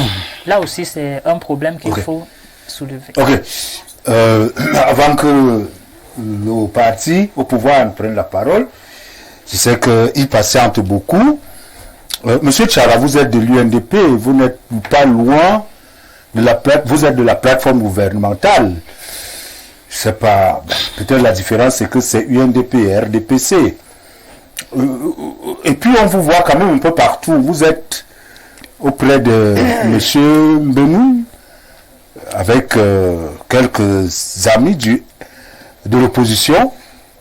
Non, l'UNDP n'est pas dans la plateforme. Non, je l'ai vu parfois assister à des invitations politiques, à certaines invitations. Je vais quand même revenir dessus. Mais quand même, votre position aussi, est-ce que l'UNDP peut s'associer avec d'autres partis politiques pour aller contre peut-être un parti, peut-être le RDPC? Monsieur Charles Apollinaire Wongba, la politique est aussi vieille comme comme la prostitution en fait. Vous savez, on ne va pas refaire le monde. Il y a des règles qui sont préétablies et on fonctionne selon ces règles-là. L'UNDP est un parti politique, je dirais même, au Cameroun actuellement, laissons les gens qui lancent dans le populisme ou alors dans la distraction politique, est actuellement le seul parti politique d'opposition, si on peut parler de parti politique d'opposition. Actuellement, le parti politique d'opposition leader devant tous les autres bébés spirituels en politique que vous pouvez citer là. L'UNDP est le parti leader d'opposition. Ça, c'est démontré parce qu'un parti politique, c'est un parti, c'est un regroupement de personnes ou c'est une association qui a des représentants au niveau du Sénat, au niveau de l'Assemblée nationale, au niveau du conseil régional, au niveau du conseil municipal. C'est ça un parti politique à faire, représenter. Alors, si vous voulez prendre la parole au niveau de l'opinion publique nationale et internationale, vous devez tout de même avoir des représentants. Votre question, celle de savoir si l'UNDP peut s'allier avec d'autres partis politiques, non. Un père ne va jamais vers les enfants. Ce sont les enfants qui vont vers le père. Ça veut dire que le père est là pour montrer le chemin aux enfants. Ça veut dire que les enfants sont des apprenants qui doivent apprendre à marcher. Et maintenant, si le père se lève et va vers les enfants pour que ces enfants les guident, ça sera une catastrophe. Alors je pense que ce sont ces enfants qui ont besoin d'expérience, qui ont besoin d'être nourris afin de grandir et d'avoir des représentants au niveau de l'Assemblée nationale ou du Sénat qui doivent se rapprocher de l'UNDP. Vous avez parlé de l'UNDP avec le RDPC. Non, attention. Beaucoup de cacophonie et je vois beaucoup de médias faire cette erreur monumentale de parler de l'UNDP, de ce grand parti, de cette manière, de manière légère. Il faut faire très attention. L'UNDP est un parti politique républicain qui a un président et le RDPC est un parti politique républicain qui a aussi son président. Mais maintenant, partout dans le monde entier, il y a ce qu'on appelle les jeux d'alliance. On ne fait pas l'alliance avec les faibles. On ne fait pas l'alliance avec les faibles. On fait les alliances avec des forts pour devenir plus forts. Et je crois que ce n'est pas par erreur ou par hasard que le RDPC a sollicité le soutien de l'UNDP pour l'accompagner uniquement pour l'élection présidentielle. Tout le monde doit le savoir. Parce que l'UNDP a ses députés, l'UNDP a ses sénateurs, l'UNDP a ses maires et ses conseillers municipaux. Monsieur Tchala, déjà, tous les militants de l'UNDP qui passent ici, ils savent que je les prends au sérieux. Votre président sait également que je prends votre parti au sérieux, comme tous les autres partis. Lorsque vous faites un parti politique, je prends tous ces gens-là. Quand je vous invite, je vous prends au sérieux. Tout à fait. Donc, vouloir estimer qu'on parle de l'UNDP avec beaucoup de légèreté, non. C'est avec beaucoup de respect, mais lorsque je parle de l'UNDP en alliance avec le RDPC, vous n'allez pas de mentir ici que l'UNDP et le RDPC sont dans une plateforme gouvernementale, que cette plateforme-là existe depuis des années. Raison pour laquelle, à chaque fois, l'UNDP ne cherche pas sa position, connaît déjà où est-ce que se trouve sa position. Je crois que c'est clair. Lorsque je parle de l'UNDP et le RDPC, c'est une plateforme. Alors, permettez juste une minute, Charles Apollinaire. Non, une minute. D'autres veulent. Oui, je vous donne 30 secondes, pas une minute. Merci Charles Apollinaire Ongba. La plateforme de l'UNDP, il faut être très clair. Le comité central et le bureau politique, chaque élection présidentielle, siège et prend la décision, soit ils accompagnent la candidature du RDPC ou pas. Donc, cette question revient au comité central et chaque fois qu'il y a élection présidentielle, le comité central de l'UNDP prend la décision nécessaire. Merci à vous. Marcel Foucault, le RDPC est serein, même comme on accuse le RDPC d'un parti étatique, on se dit c'est vous qui organisez les élections.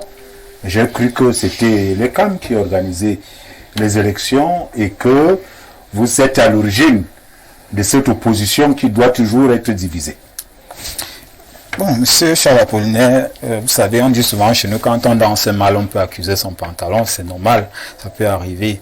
Mais je vais dire, je ne sais pas pourquoi est-ce que c'est devenu une chanson habituelle de certains acteurs politiques. Chaque fois, dire le RDPC serait la cause de tout le malheur. Mais je crois que ils doivent se référer à eux-mêmes parce que lorsque on fait mal son travail, parfois, on peut arriver à avoir un tel résultat. Vous savez, à chaque fois que nous allons aux élections, nous faisons ce qu'il faut faire, nous travaillons et nous sommes toujours sur le terrain. Et vous-même, vous le savez, et personnellement, parfois, vous n'arrivez pas à me joindre parce que je suis presque toujours sur le terrain. Donc, le RDPC travaille chaque jour. Et aujourd'hui, lorsque l'opposition se plaint, je crois que, comme je l'ai dit, sont ses conséquences. Elle ne subit que les conséquences de ses actions. Vous avez des partis politiques qui ont décidé de ne pas aller à l'Assemblée nationale. Et au lendemain des élections, 2 ans après, je crois en 2021, ont choisi d'aller constituer ce qu'ils ont appelé une plateforme de proposition d'un code électoral, une histoire comme ça, et pensant pouvoir faire passer cela comme de rien. Mais ils se sont trompés. Pourquoi ne sont-ils pas allés au Parlement constituer un bureau politique là-bas pour faire passer cette proposition de loi? Aujourd'hui, on dit, de qui se moque-t-on, M. Apollinaire? Mais je crois que l'opposition devrait se prendre au sérieux avant d'accuser le RDPC, parce que le RDPC n'est pas la cause de ses malheurs. Aujourd'hui, nous avons une opposition, nous entendons, vous nous avez invités pour parler des alliances, mais permettez-moi de vous dire, ou des coalitions. Nous avons, je préfère dire, ce qui se passe, nous assistons à je ne vais pas dire l'insexe peut-être, mais je parlerai vraiment d'une incohérence, parce que vous aviez des partis qui ne se doivent rien, qui n'ont pas la même idéologie, qui ne partagent rien en commun. Je dis même dans le programme politique, non, sont opposés, mais qui c'est pas c'est l'union ou c'est la réunion, mais je ne sais vraiment pas. Donc, vivement, je suis personnellement étonné et choqué, mais c'est ce que nous observons chaque jour et nous en sommes habitués déjà à ces critiques et à ces accusations-là. Donc moi, je voudrais juste le dire, Apollinaire, le RDPC est un parti qui travaille et qui ne prend pas pour acquis. Peut-être, et qu'on ne pense même pas que ce que nous avons, nous n'avons pas arraché cela, nous l'avons mérité.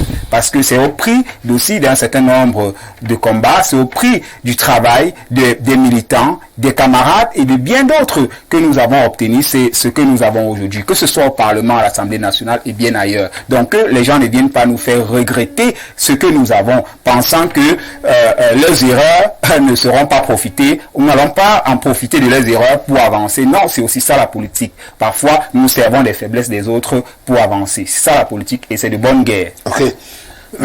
La politique et c'est de bonne guerre, nous allons prendre, je rappelle que nous ne prenons pas les coups de fil, je vais vous passer la parole, il y en a qui ont beaucoup écrit, nous allons lire un tout petit peu quelques messages. D'abord Solange qui nous écrit, elle dit bonsoir Prince et bonsoir à tes invités, désolé tous ces derniers temps je n'étais pas sur place, des jolis thèmes et merci pour la première partie. En ce qui concerne la médecine traditionnelle, j'espère que vous reviendrez sur le sujet comme vous l'avez annoncé, car nous sommes vraiment trompés de gauche à droite. Solange, en tout cas. Merci. Autre réaction. Bonsoir, Prince.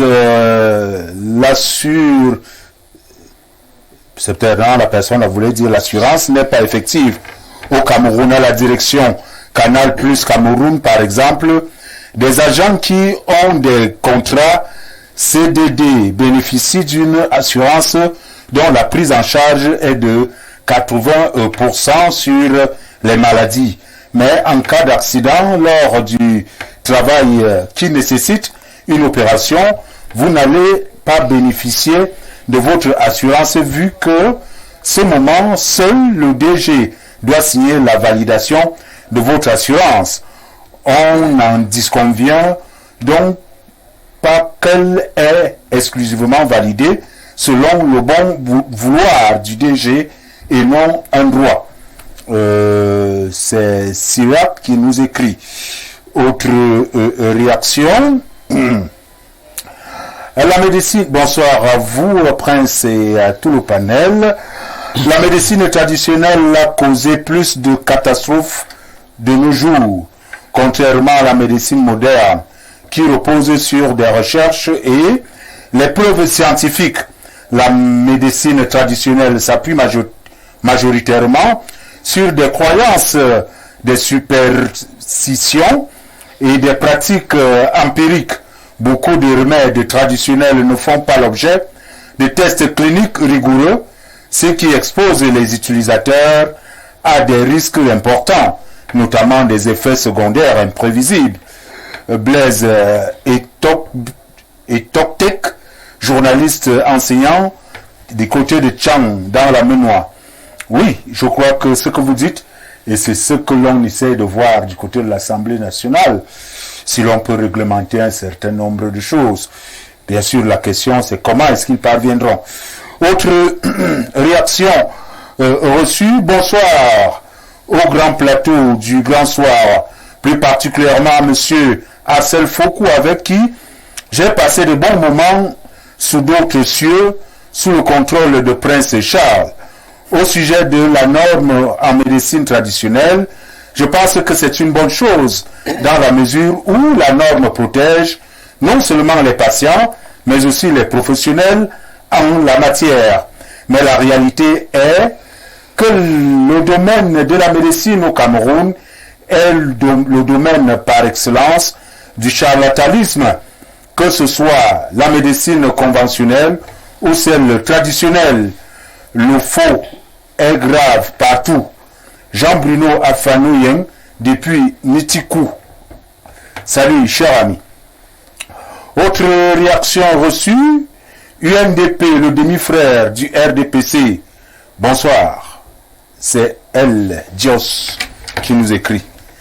Vous voulez réagir très rapidement, monsieur Mbeni? Oui, je vais réagir parce que j'ai entendu des demi-vérités ici sur ce plateau. Je pense, les demi-vérités? Oui. Pour ne pas... Essayez donc de dire les vérités entières. Pour ne pas dire un terme plus rébarbatif. Je dis, depuis que nous sommes retournés au multipartisme dans ce pays, peut-être mes jeunes, si eux n'étaient même pas là. Nous, on était là, dans les années 90-91. L'UNDP, par exemple, c'est une pratique qui a une tradition de trahison qu'on connaît. Moi, j'étais au SDF à l'époque. Je me souviens qu'en 97... En 97, on avait signé une plateforme avec le RDPCM, avec l'UNDP, le SDF. Mais à la dernière minute, M. Biloboua s'est allié au parti au pouvoir. Donc, de ce genre de partis qui vous disent que les autres sont des populistes, je crois que ça ne fait pas sûr. Un grand parti présente un candidat à la présidentielle. Si vous avez un parti qui chaque fois il vous dit, moi je suis derrière, je sais. Ils sont comptables du bilan catastrophique de notre pays. Ça nous tous Vous parlez de l'UNDP? Oui, à l'heure du bilan, il faudra qu'il assume. Vous dites que ce sont des gens de la trahison? Absolument. Vous commencez quelque chose ensemble et puis vous abandonnez? Oui. Je vous dis qu'en 92, lors des élections législatives de mars 92, la coalition de l'opposition avait décidé pour le boycott. OK? Ben, lorsque le président de la République a sorti 500 millions, que ceux qui vont aller aux élections, ils vont émarger dans cette... Mais M. Kodogo et M. Bilobouba sont allés à la soupe. Voilà le genre de partis qui nous disent qu'ils sont les vrais partis. Non, moi, ce que je voulais dire, quand par exemple le RDPC nous dit qu'ils sont au travail tous les jours, mais monsieur, vous êtes au travail, on voit l'état des routes au Cameroun. Vous travaillez tellement bon que on voit comment les routes de la capitale, en 40 ans, on n'a pas pu construire une capitale. Hein? Même les plus petits pays qui sont autour de nous, le Rwanda, la Guinée équatoriale, les capitales sont plus reluisantes que la nôtre. Et vous nous dites que vous travaillez quoi? Un citoyen a besoin de l'eau potable, de l'électricité, des routes, des hôpitaux. Hein? Quand on allait, nous, à l'hôpital central il y a quelques années, 3 ans, on payait 3 000. Aujourd'hui, monsieur Mandaoud a décidé que c'est 10 000. On ne tient pas compte des revenus des Camerounais. Vous allez passer une seule nuit à l'hôpital, ça vous paye 10 000. Et ils vous disent qu'ils travaillent. Vous travaillez quoi? Et les Camerounais sont là. L'heure du bilan, je crois que vous ne ferez pas comme on voit les hiérarques du PDG au Gabon dire aujourd'hui que vraiment on n'est pas solidaire de ce bilan-là. Il faudra assumer. Donc je pense que pour nous, les partis politiques, c'est des organisations qui se respectent. Et dans la coalition, nous sommes des partis politiques qui sont bien marqués. Et vous dites qu'il y en a des traîtres. Et parmi les traîtres, oui, les traîtres ne sont plus là. Ils ont choisi leur camp. Ils sont plus là. Monsieur Chala. Nous sommes avec le MRC et les autres partis. Ok, on vous a suivi. Qui se respectent. Okay. Monsieur Charles Apollinaire Omba, quand j'ai pris la parole ici, je disais que lorsqu'un certain type de partis politiques dits d'opposition prennent la parole sur des plateaux de télévision, ils parlent de manière très singulière et je n'apprécie pas. Vous voyez, ce qu'ils viennent de déclarer là, ce sont je peux appeler ça des impostures. Pourquoi? Parce que lui également, où il est assis, c'est un ancien militant du SDF, actuellement à l'UDC, de notre ami Koupita Damou et autres. À l'époque, je ne sais pas s'il a une bonne mémoire. C'est vrai, je suis jeune, mais j'ai l'historique de notre parti politique ou des partis politiques au Cameroun. J'ai l'historique, en fait. Ce dont il venait de mentionner tout à l'heure, là, l'accord en 97 entre le SDF, c'est des manigances. C'est des manigances avec l'ancien vice-président de l'UNDP. Vous connaissez très bien M. Bédigui Célestin qui est rentré dans son pal aujourd'hui. C'était des manigances qui n'étaient pas officielles avec l'UNDP. Je vous rappelle que l'actuel secrétaire n'est pas là pour se justifier. Permettez, l'actuel secrétaire national à la communication, comme vous connaissez de l'UNDP, il était au SDF. Donc lui ne peut pas être mieux outillé pour parler de cette affaire plus que le camarade Maïadi. Alors, je ne permettrai pas que des gens... C'est mon temps de parole, s'il vous plaît. Nous sommes sur un plateau de télévision. Nous sommes sur un plateau de télévision. Et vous devez être discipliné. Quand vous avez votre temps de parole, vous réfléchissez. Allez-y. Je voudrais que des partis politiques faibles, lorsque le copanémiste a dit tout à l'heure, quand la danse vous a dépassé, vous accusez automatiquement le pantalon. C'est ce qu'ils sont en train de faire. Les jeux de chat et à souris, que la relation incestueuse qu'ils entretiennent actuellement avec le MRC et d'autres partis politiques, c'est même pas constitutionnel en fait. Et jusqu'à ce que ça s'asseye sur une table, ils disent que la modification du code électoral, ça va passer où? Où sont leurs élus à l'Assemblée nationale? Ça va se passer comment? Quel est l'article constitutionnel qui prévoit de telles manigances dans notre République? Il n'y en a pas. Il n'y en a pas en fait. Pour faire des coalitions, il faut la Constitution. Jusqu'à ce qu'il se permet de dire que non, le consensus de modification du code électoral, ça ne se passe pas dans la rue, ça ne se passe pas dans des maisons, ça ne se passe pas sur des plateaux de télévision, ça se négocie à l'Assemblée nationale. Le NRC, il n'a aucun élu. Ils vont faire comment? Et eux, ils ont quand même des élus. On peut comprendre. Mais qui va à l'Assemblée nationale, qui revendique, qui fasse des propositions de loi, vous n'êtes pas à l'Assemblée nationale pour revendiquer à l'Assemblée nationale. Vous savez ce que prévoit la Constitution. Vous n'avez même pas l'UDC à un député. Vous n'avez même pas vous a suivi. Vous voulez parler de quoi? Ce n'est pas la cacophonie. Vous n'êtes pas une juge. Monsieur Tchala, merci Monsieur Tchala. Et c'est ce que l'on constate un peu. Il y a un manque de courtoisie et même de respect entre les partis politiques. Il y en a qui estiment que d'autres sont des mini-partis, des partis parasites, les partis... Et c'est ça... C'est dérisoire, c'est un peu... Je vais vous repasser la parole. Vous allez voir, Monsieur Foucault. Monsieur Kenou, le MRC, pour Monsieur Tchala, le MRC n'a aucun élu local, personne à l'Assemblée nationale, mais vous revendiquez. Il veut dire, comme les gens disent au quartier, tu revendiques quoi? Bon, moi je pose la question, est-ce que le MRC peut s'allier à d'autres partis pour aller à une élection au Cameroun? Le MRC, le président Maurice Kamto, n'est-ce pas, toujours tendu la main. Il a toujours cru que la force, n'est-ce pas, vient de l'ensemble. On croit chez nous que pour attacher un balai, il faut plusieurs mains.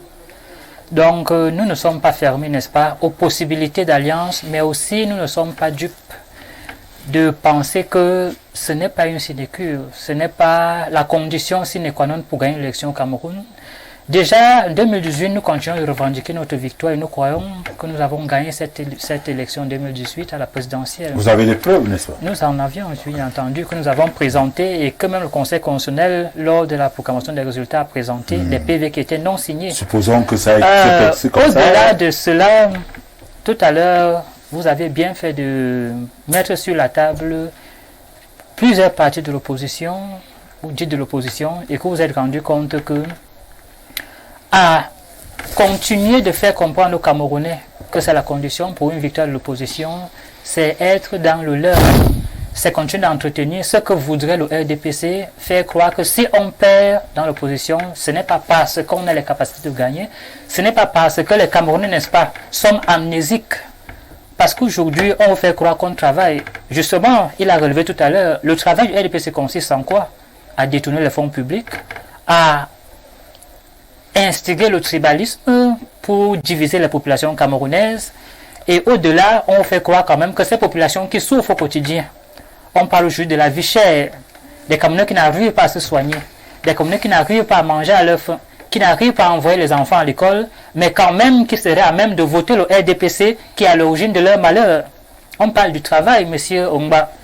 Vous avez été au fait, n'est-ce pas, de l'inscription sur la liste électorale cette année qui est en train de s'achever.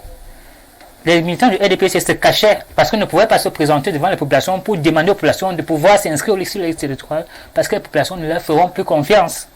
Donc quand tu parles de terrain, je ne sais pas de quel terrain ils parlent. Où est-ce que les militants du RDPC, n'est-ce pas, organisaient des inscriptions sur la liste électorale? C'était à peine, n'est-ce pas, s'ils pouvaient se présenter, ils se mettaient devant une chefferie, les gens passaient et on considérait que c'est les Kamké là, et on ne les voyait pas parce qu'ils ne pouvaient pas, n'est-ce pas, se présenter comme tels. Ils ne peuvent pas se vendre aujourd'hui sur le terrain parce qu'on voit les résultats du travail de 40 ans. Okay.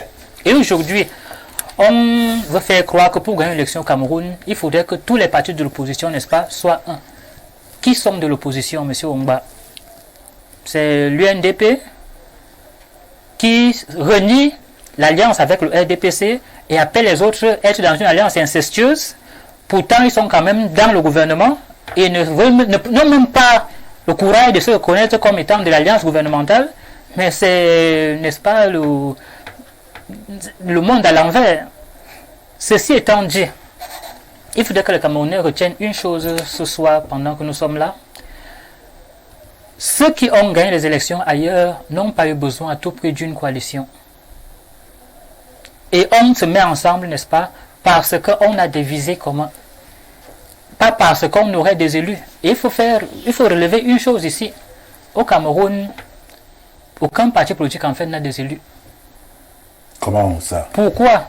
Parce que quand on parle d'un député... L'UDC a des élus. Non, écoutez. L'UDP a des élus. Écoutez, quand on parle des élus, n'est-ce pas, les députés sont élus de la nation.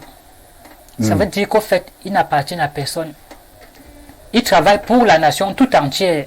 Oui, mais ils sont quand même d'un parti politique. Et aujourd'hui, vous pouvez être d'un parti politique et démissionner, mais gardez votre casquette. Ça voudrait dire que vous n'êtes pas attaché à ce parti politique-là à tout prix parce que vous avez été conduit par ce parti-là pour être élu. Aujourd'hui, on a des députés pareil, n'est-ce pas, à l'Assemblée nationale qui avaient été élus par certains partis politiques, qui ont démissionné de ces partis, qui sont restés députés, comme on a, n'est-ce pas, des conseillers municipaux qui ont démissionné, n'est-ce pas, qui ont gardé leur casquette. Ça voudrait dire qu'ils n'appartiennent pas au fait à un parti politique, ils appartiennent à la nation. Et même n'étant bien dans ce parti politique-là, ils continuent de garder leur casquette en tant qu'élus de la nation. Et le disant, n'est-ce pas, c'est pour que ceux ici qui se gargarisent à raconter du fait que on ne serait pas représenté à l'Assemblée nationale, que ce serait l'origine, n'est-ce pas, de la forfaiture qui se joue aujourd'hui, c'est soutenir justement l'imposture du RDPC. Et c'est ce qu'ils font très bien. Donc, tout à l'heure... Les gens se trompent, le MRC ira bel et bien, par exemple, à l'élection présidentielle. Non, monsieur Ongba, ça, ce n'est même pas un débat qu'on peut poser sur la table. Pourquoi aujourd'hui, le code électoral, en aucun moment n'interdit au MRC de se présenter à une élection? Il y a plusieurs possibilités présentées par le code électoral. Donc, quelqu'un même ici essaie de soutenir ce point de vue, c'est aller à l'encontre de la loi actuelle du Cameroun.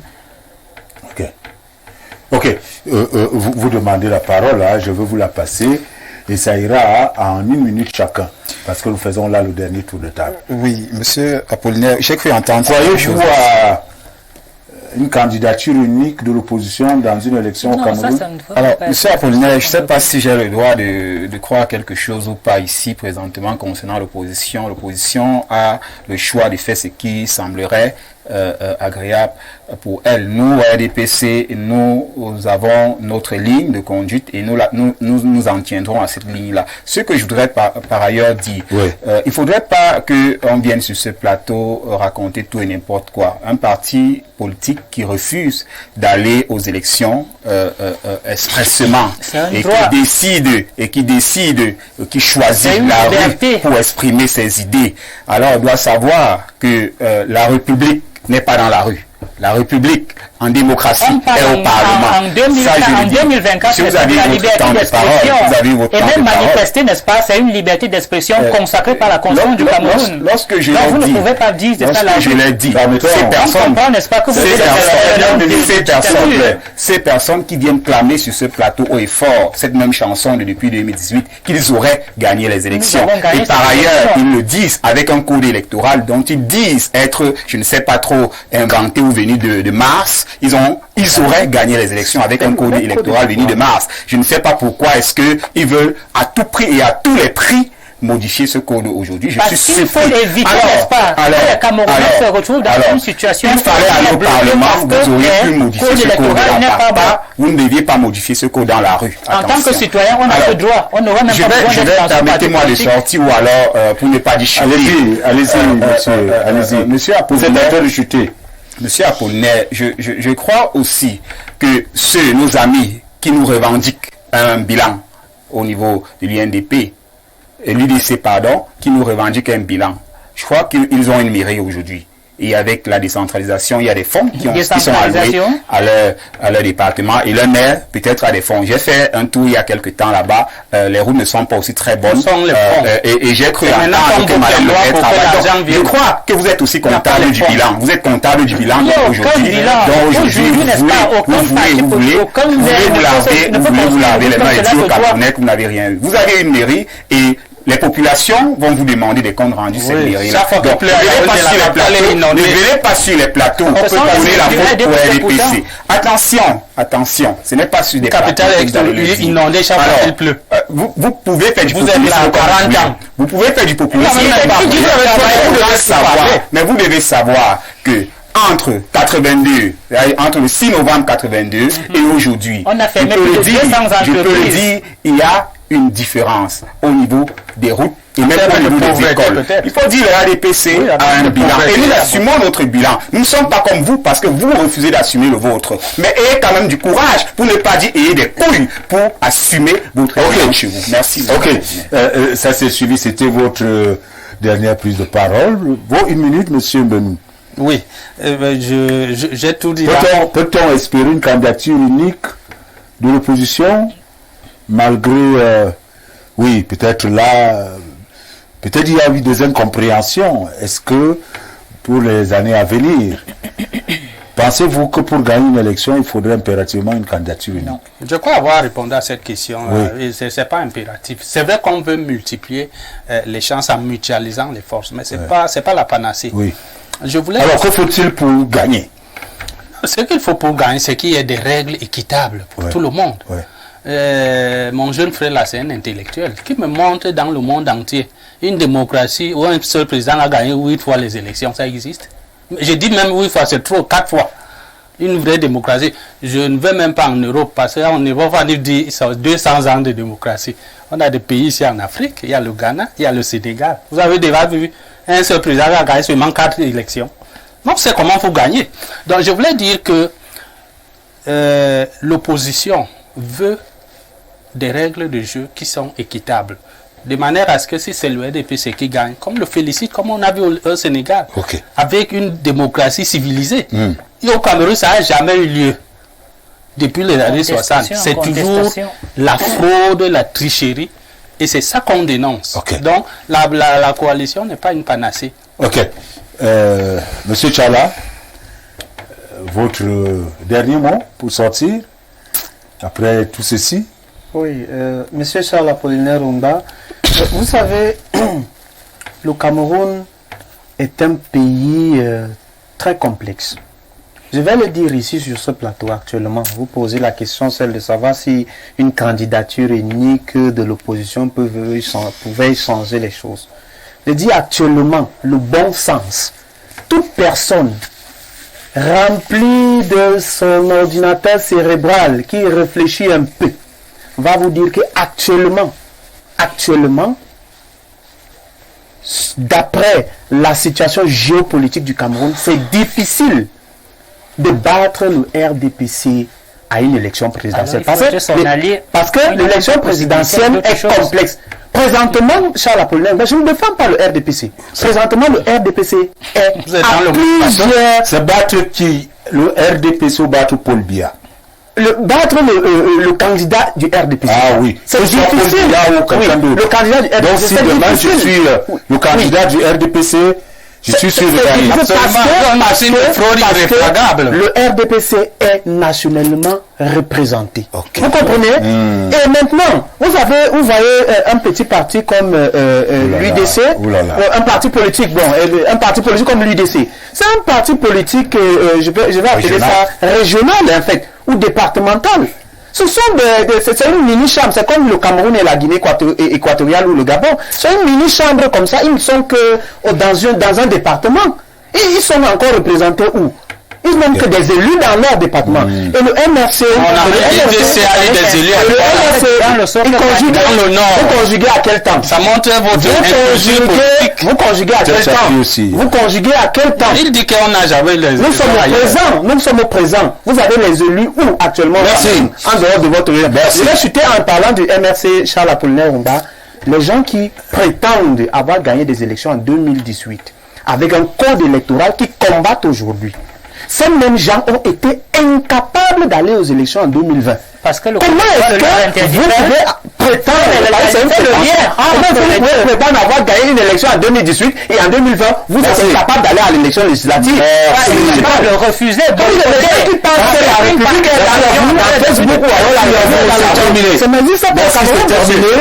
Merci, nous allons dire merci et bonsoir à Armand depuis Douala qui nous a écrit. Bonsoir également à d'autres personnes pour le Cameroun actuel. Je pense qu'il faut une candidature unique. C'est un autre ami qui nous a d'abord écrit là. Et puis notre ami du côté Bertrand, du côté de Marois. Mesdames, Messieurs, c'est la fin de cette autre émission du Grand Soir.